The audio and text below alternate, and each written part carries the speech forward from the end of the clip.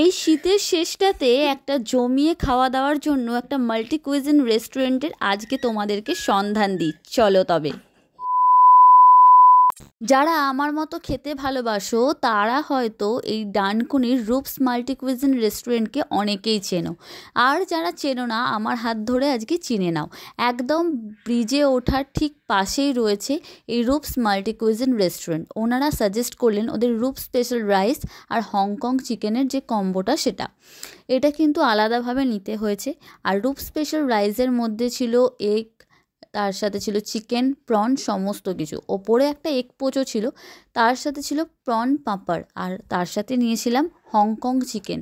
প্রত্যেকটা খাবার দুর্দান্ত, আর রাইসের মধ্যে পুরো ভর্তি ভর্তি কাজু দেয়া ছিল। আমার তো দারুণ লেগেছে। আর এখানে তোমরা কিভাবে আসবে তোমরা তো জানো, ডানকুনি স্টেশন থেকে রূপস বললেই টোটো যায়, তোমরা ওখানে থেকে চলে যেতে পারো।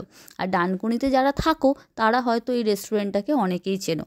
খুব ভালো খাবার দাবার। রূপস মাল্টি কুইজিন রেস্টুরেন্টের কিন্তু ব্যানকোয়েট হলও আছে। তোমরা যারা ছোটোখাটো অনুষ্ঠান করতে চাইছো তাদের জন্য একদমই চিন্তার কিছু নেই। ডানকুনি এরিয়ার মধ্যে তোমরা কিন্তু 150 থেকে 150 জন লোক, বা তারও যদি বেশি হয় 300-400 জন লোক হয়, তার জন্য কিন্তু রূপস মাল্টি কুইজিন রেস্টুরেন্ট তোমাদের সমস্ত রকম সুবিধা দিয়ে থাকে। এটা হচ্ছে এসি ব্যানকোয়েট, আর তাছাড়া বুফে সিস্টেম আছে, লিফটের ফেসিলিটি আছে, জেনারেটর আছে, তাছাড়াও রয়েছে এই সুন্দরভাবে পুরো জিনিসটাকে অর্গানাইজ করে দেন ওনারা।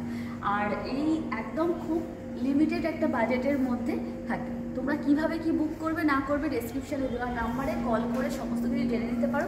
আর পুরোটা একবার দেখিয়ে দিই তোমাদেরকে কতটা বড়, এই পুরো এরিয়াটা কতটা বড়। তার সাথে 300-400 জন যখন লোক হবে তখন কিন্তু আমাদের এই যে রেস্টুরেন্টটা সেটাও অ্যাটাচ করে দিয়ে পুরো ওনারা একটা সুন্দরভাবে অর্গানাইজ করে দেয়। তো তোমরা যারা চাইছো তোমাদের সুন্দর কোনো অনুষ্ঠান এখানে বুক করতে, তারা ডেসক্রিপশানে দেওয়া নাম্বারে বা স্ক্রিনে দেওয়া নাম্বারে তোমরা যোগাযোগ করে নিতে পারো।